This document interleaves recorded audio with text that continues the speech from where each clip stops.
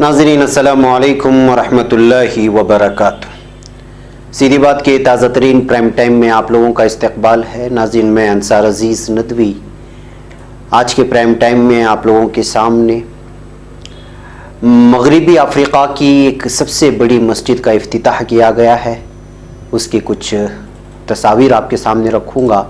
इसके अलावा ताइवान में पुल टूटने के नतीजे में 4 अफराद हलाक हो गए। उसकी लाइव विजुअल देखते हैं कि किस तरह से एक मजबूत पुल टूट जाता है। वो वीडियो भी वायरल हो रही है, उसको भी आपके सामने रखूँगा। और आज चूँकि जानते हैं कि महात्मा गांधी का आज सालगिरह मनाया जा रहा है, यौम पैदाइश मनाया जा रहा है, लेकिन ऐसे हालात में बहुत सारी चीज़ें सामने आती हैं। लेकिन हरीश खरे नामी एक बेहतरीन राइटर ने एक अच्छा ख्याली इंटरव्यू शाये किया है, जो मुझे और आपको सुनना चाहिए कि किस तरह वो हालात बयान करने की कोशिश की है अपने अंदाज में ख्याली इंटरव्यू के सेक्शन में। ये दी ट्रिब्यून के एडिटर इन चीफ हैं और सैयद काशिफ पंजाब जो editor Punjab and Haryana high court में जो मुतरज्जिम हैं, उन्होंने उसका तर्जुमा किया है। मैं उसकी तफसीलात आप लोगों के सामने रखता हूँ। RSS सरबराह मोहन भागवत ने कहा है कि हिंदुस्तान हिंदू राष्ट्र है, ये मानना ही पड़ेगा और इसको कोई बदल नहीं सकता। इसके अलावा इराक़ में एक मरतबा फिर तशद्दुद का सिलसिला जारी है। जमात इस्लामी हिंद ने सियासी लीडरान को नज़रबंद करने को जमहूरी अक़दार के ख़िलाफ़ बयान दिया है, कहा है। बहरकैफ ये सारी तफसीलात सुनते हैं और देखते हैं क्या है हक़ाइक़। उससे पहले आप लोगों से दरख्वास्त है कि जिन लोगों ने हमारे चैनल को सब्सक्राइब नहीं किया है वो सब्सक्राइब कर लें और हमारे वीडियोस को दूसरों तक पहुंचाने में हमारी मदद करें। तो नाज़रीन, सबसे पहले देखिए मगरिबी अफ्रीका की सबसे बड़ी मस्जिद जो मसालिकुल जिन्ना नामी 5 मीनारी मस्जिद की तामीर 4 करोड़ डॉलर से ज़ायद की रकम में हुई है और मस्जिद 14 एकड़ रकबे पर मुहित है, बताया जा रहा है। जी हाँ, सेनेगाल में 30,000 नमाजियों के लिए बनाई गई ये मस्जिद। इस वीडियो को सामने ला करके बताएं कि देखिए ये मस्जिद इफ्तिताह कर दी गई है। बताया जा रहा है कि 4 करोड़ डॉलर से ज़ायद इस मस्जिद पर ख़र्च किया गया है और मगरिबी अफ्रीका के सेनेगाल में इसको तामीर किया गया है। दारुल हुकूमत डाकार की इस मस्जिद को मगरिबी अफ्रीका की सबसे बड़ी मस्जिद करार दिया जा रहा है और 19वीं सदी के वली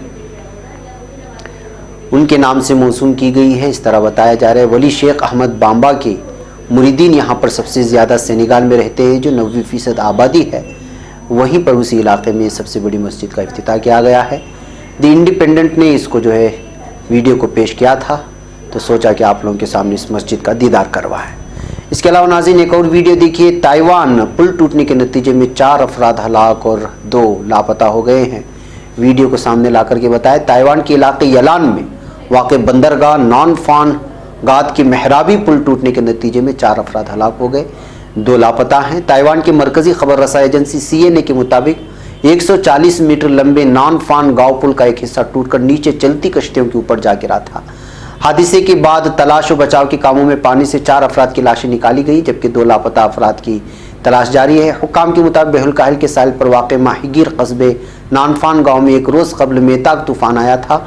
बहुत मुमकिन है कि पुल भी इसी तूफ़ान से पहुँचने वाले नुकसान की वजह से टूटा हो। वाज़ेह है कि नाज़रीन इस पुल ने 1998 में खिदमात का अपना आगाज़ किया था और बड़ा ही मजबूत पुल माना जा रहा था और बहुत ही खूबसूरत बनाया जा रहा था बंदरगाह पर। लेकिन अचानक इस पुल के टूटने के मंजर ने जिस तरह कैमरे में कैद हुआ तो उसको इस वक्त बहुत ज़्यादा जो है शेयर किया जा रहा है और मालूम यही हो रहा है कि जो है तूफ़ान की वजह से ही ये पुल जो है खोखला हो चुका होगा। वह नाज़रीन, अब हम बात करते हैं आज के दिन की, जिसका पूरे मुल्क में हंगामा ख़ैज़ है और बहुत सारी चीज़ें पेश की जा रही हैं गांधी जयंती को लेकर के। तो एक ख़याली इंटरव्यू शाये किया गया है हरीश खरे ने।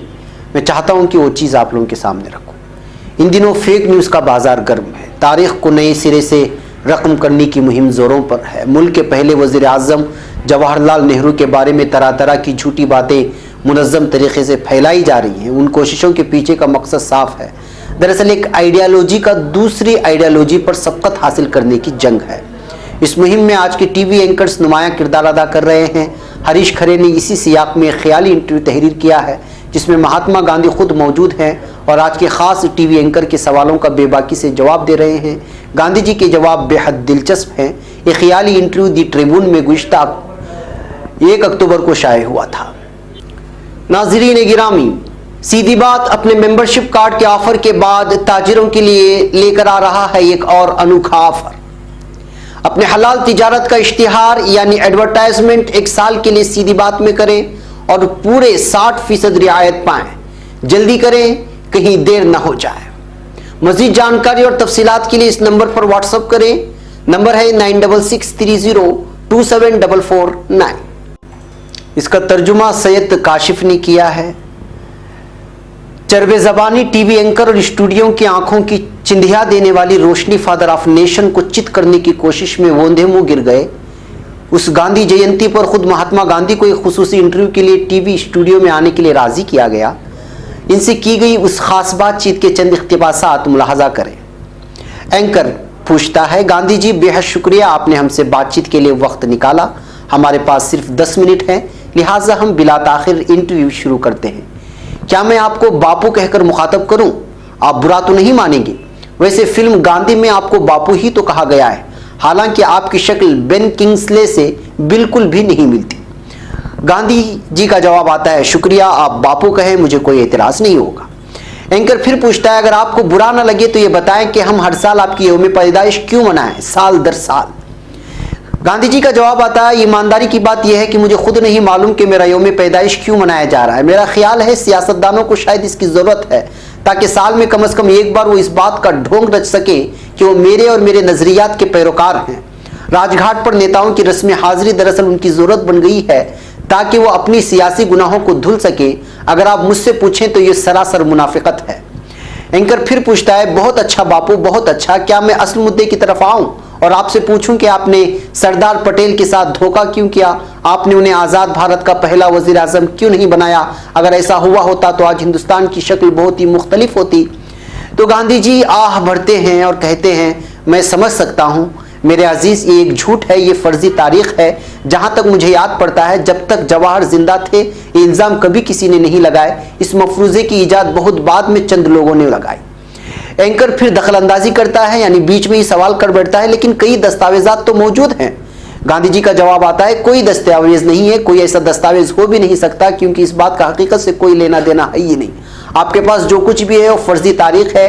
कांग्रेस के हर फर्द की तरह सरदार भी ये बात बहुत अच्छी तरह जानते थे कि उस वक्त जवाहर के अलावा कोई दूसरा लीडर आवाम में मकबूल नहीं था। आवाम में जवाहर के अलावा किसी और लीडर की रसाई नहीं थी। सरदार और नेहरू के बीच की उस गहरी रकाबत का अनोखा ख्याल किसी और ने नहीं, हमारे एक्सट्रीमिस्ट राइटिस्ट ने दोनों ने ईजाद किया है। ये वही लोग हैं जिन्होंने बिरला हाउस में मुझे मरवाने के लिए साजिशें रची थी। एंकर फिर सवाल दाग देता है, बापू देखें, आप जरा एहतियात बरतें। आप देश के अजीम मुहिब वतन और कौम परस्तों को ऐसी बात के लिए मुरीद इल्ज़ाम ठहरा रहे हैं जिसका कोई सबूत नहीं। आपकी हिम्मत कैसी हुई ऐसा कहने की? गांधी जी जवाब देते हैं, बराए मेहरबानी इस ज़ईफ़ुल उम्र पर मत बरसो। मुझे इस बात का अंदाज़ा नहीं है आपका मुताला कितना है या कुछ है भी कि नहीं।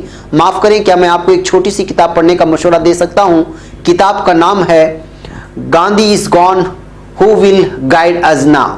इस किताब में एक मीटिंग की ट्रांसक्रिप्ट मौजूद है। इस मीटिंग में कौमी लीडरान नेहरू प्रसाद आज़ाद, विनोबा, कृपलानी, जयप्रकाश, कालेलकर वगैरह मौजूद थे। ये मीटिंग मेरे कत्ल के बाद सेवाग्राम में मुनक़िद की गई थी। सरदार इस मीटिंग में शामिल नहीं हो सके थे, वो बहुत अलील थे। ये वाक़या 1948 मार्च का है।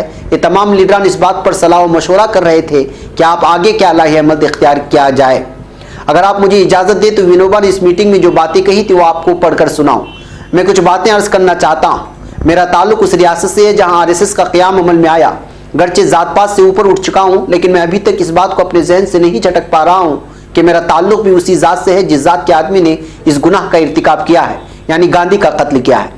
मैं पुनर में बहुत सालों से रह रहा हूँ। वहाँ भी 4-5 लोगों को शक की बुनियाद पर हिरासत में लिया गया। शक है कि वो लोग भी किसी तौर पर बापू के कत्ल में मुलव्वस हैं। वारदा और नागपुर में भी कुछ लोगों को गिरफ्तार किया गया। दूसरे शहरों में भी मजीद गिरफ्तारियां अमल में लाई जा रही हैं। इस तंजीम का दायरा अमल बहुत वसी है, उसकी जड़ें बहुत गहरी हो चुकी हैं। ये तंजीम फाशिज्म में यकीन रखती हैं। गांधी जी का उसूल सच्चाई पर मबनी था। मुझे ऐसा लगता है कि इन लोगों को उसूल मबनी पर झूठ है। यही झूठ उनकी टेक्निक और फ़लसफ़े का बुनियादी और लाजमी हिस्सा है।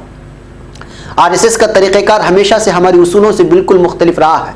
जब हम जेल जा रहे थे तब उनकी पॉलिसी आर्मी और पुलिस ज्वाइन करना हुआ करती थी।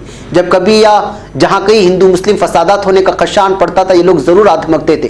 हुकूमत वक्त हमेशा इस बात का फायदा उठाती थी और इसीलिए हमेशा उन्हें शह मिलता रहा और अब हमें उसके नताइज का सामना है। एंकर बीच में सवाल करता है, महज किसी एक फर्द की राय है, आरएसएस के खिलाफ कभी कुछ साबित नहीं हो पाया है और बोस के बारे में आपका क्या कहना है? नेहरू बोस से इतनी नफरत क्यों करते थे? गांधी मेरे अजीज इजाजत दे तो मैं आपको एक राज की बात बताऊं। आप ये जान ले कि जवाहर और बोस के दरमियान बहुत मामूली इख्तिलाफात थे। ज्यादा इख्तिलाफ मेरे और सुभाष के दरमियान थे, नजरियाती भी और टेक्नी भी। आप निराद सी चौधरी की किताब द हैंड ग्रेट एनर्क जरूर पढ़ें। निराद बाबू की किताब में हमारे कसीदे नहीं लिखे हैं, लेकिन उन्होंने वाजे किया है कि नेहरू का बोस से कोई झगड़ा नहीं था, बल्कि एक दफा सुभाष चंद्र बोस तब सख्त नाराज हो गए जब जवाहर सरदार भी कांग्रेस की त्रिपुरी सेशन 1939 में मेरी हिमायत की। क्या मैं अपनी बात जारी रखूं? हर कोई बॉस के 28 मार्च 1939 की उस खत का हवाला देता फिरता है जिसमें उन्होंने नेहरू पर इल्जाम लगाया कि वो मुझसे बेपनाह नफरत करते हैं। निराद बाबू की किताब में पूरा सियाक मौजूद है, आप उसे पढ़िए, शायद आपको इस रिश्ते की नज़ाकत का अंदाजा लग जाए। जवाहर एक पुरवकार शख्सियत के मालिक थे, मामूली इख्तिलाफात को अजीम इकाबत में तब्दील कर दिया है। एंकर, आप नेहरू का इतना बचाव क्यों कर रहे हैं? ये सवाल दाग देता है तो गांधी जी का जवाब आता है, या तो आप बहरे हैं या फिर अहमक। मौजूदा हिंदुस्तान में जो हो रहा है वो साम्राज्यियत की पुरानी हिकमत अमली यानी डिवाइड एंड रूल की ही नकल है। हम लोग बरतानवी जाल से आज़ाद इसलिए हो सके क्योंकि हमारे सीनियर रहनुमाओं के दरमियान कोई लड़ाई नहीं थी। इख्तिलाफात बिलाशिबा थे, मुमकिन है रिकाबत भी रही हो, मगर दुश्मनी हरगिज नहीं थी, बिल्कुल भी नहीं। मुझे पूरा अंदाजा है मुल्क में क्या हो रहा है, तारीख क्यों दोबारा लिखी या मस्क की जा रही है। जवाहर और सरदार, जवाहर और सुभाष, जवाहर और भीमराव के बीच दुश्मनी का मफरूजा तैयार करने का असल मकसद जवाहर की शख्सियत और मोतबरियत को मिसमार करना है। सिर्फ 10 साल कबल यही लोग भीमराव को क्या क्या बुरा भला नहीं कहा करते थे, आज वही लोग खुद को उनके परिस्तार में शुमार करने का ढोंग कर रहे हैं। मेरी चित्रबनिया की एक बात नोट कर लीजिए, जब जवाहर से उनका मन भर जाएगा फिर ये लोग मुझे अपना शिकार बनाएंगे। वैकब नाज़रीन, एक ख्याली इंटरव्यू था जो आजकल आरएसएस या कहें या बीजेपी जो गांधी जी को सबसे ज़्यादा जो है सराहने की कोशिश कर रहे हैं और नेहरू को बात बात पर जो है बीच में खींच करके ले आते हैं, तो इस वजह से जो है इस ख्याली इंटरव्यू में बावर कराने की कोशिश की गई है कि हकीकत क्या है और एक अच्छा इंटरव्यू, ये ख्याली इंटरव्यू पेश करने की कोशिश की गई है जो इख्तिलाफात को और इस वक्त बीजेपी जो गांधी जी और जवाहरलाल नेहरू को लेकर की जो पॉलिटिक्स कर रही है, वो जब इस गहराई को जानते हैं तो वो इस ख्याली इंटरव्यू का मफहूम समझ जाएंगे। बैकफ नाज़रीन, अब हम चलते हैं राष्ट्रीय स्वयं सेवक संघ आरएसएस के सरबराह मोहन भागवत के एक बयान की जानिब। उन्होंने कहा है कि हिंदुस्तान हिंदू राष्ट्र है, ये एक हकीकत है, इसे कोई नहीं बदल सकता, इसे हमने नहीं बनाया है, ये तो हमेशा से चलता आया है। जब तक यहाँ ये हिंदू भी है, ये हिंदू राष्ट्र है, ये हकीकत है, बाकी सब वक्त और हालात के हिसाब से बदल सकता है। वीआरएसएस रोड मैप फॉर 21 सेंचुरी यानी 21 सेंचुरी किताब का इजरा करते हुए आरएसएस सरबराह मोहन भागवत ने कहा कि किताब समाज को आरएसएस के बारे में बताएगी और आरएसएस में तबादले ख्याल का मौजू भी होगा। उन्होंने कहा, आरएसएस किताब से बंधा नहीं है, लेकिन किताबें सिमत तो दिखाती हैं, किताब पढ़िए। आरएसएस सरबराह ने the RSS road map for 21 century किताब को आरएसएस के बारे में गलतफहमी को दूर करने वाली किताब करार दिया है। उन्होंने कहा कि इस किताब को पढ़ने से आपको आरएसएस के बारे में गलतफहमी नहीं होगी। इसके अलावा उन्होंने आरएसएस के बारे में ये भी बताया, मोहन भागवत ने कहा कि जो सब लोगों को जोड़ कर रख सकता है, जो कहे हम हिंदू नहीं हैं, आप जो भी हैं हमारे हैं, ये मान कर के पूरा माशरा खुशहाल बने, ये आरएसएस है। उन्होंने कहा, ख्यालात में मुस्तकिल मिजाजी आरएसएस में काबिल कबूल है, यहाँ मुख्तलिफ ख्यालात होने के बाद भी इख्तिलाफ नहीं होता है। बैकअप नाज़रीन, आरएसएस को लेकर के पूरे मुल्क में जो सोच है कि वो एक शिद्दत पसंद तंजीम कहलाई जाती है। बहरकैफ इस वक्त बीजेपी की पूरी पुष्टपनाही इसी पार्टी की जानिब से हो रही है, लेकिन इसका चेहरा पूरे आलम में भी इस वक्त बदनाम है। आरएसएस को लेकर के उसकी शाखाएं न होने की बात करते हैं, जबकि अब कहा जा रहा है कि बैरूनी ममालिक में भी इसकी शाखें हैं और जिस तरह की ट्रेनिंग हो रही है और जिस तरह के बयानात आते हैं मुस्लिम मुखालिफ या फिर अक़लियत मुखालिफ, उसको देखने के बाद ये अंदाज़ा लगता है कि ये शिद्दत पसंद तंजीम है और इसकी जो ट्रेनिंग हो रही है, इसकी जो जहन साजी हो रही है, जो अलग अलग तरह से वीडियो सामने आते हैं, उसको देखने के बाद भी यही महसूस किया जाता है, बल्कि अक्सरियत यही मानती है कि आरएसएस एक अलग ही तंजीम है जो शिद्दत पसंदी को फ़रोग देती है और बुनियाद परस्ती को और हिंदुत्व को फ़रोग देती है।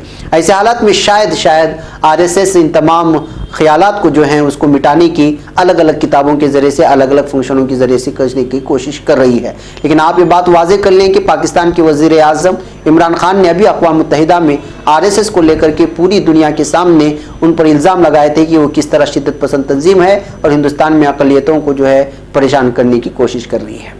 बेकैफ नाज़रीन, इराक़ की जानिब चलते हैं। इराक़ के मुख्तलिफ शहरों में गुज़िश्ता रोज़ होने वाले एहतिजाजी मुजाहिरों के बाद अमन व अमान को काबू में रखने के लिए नासरिया शहर को फ़ौज के हवाले कर दिया है।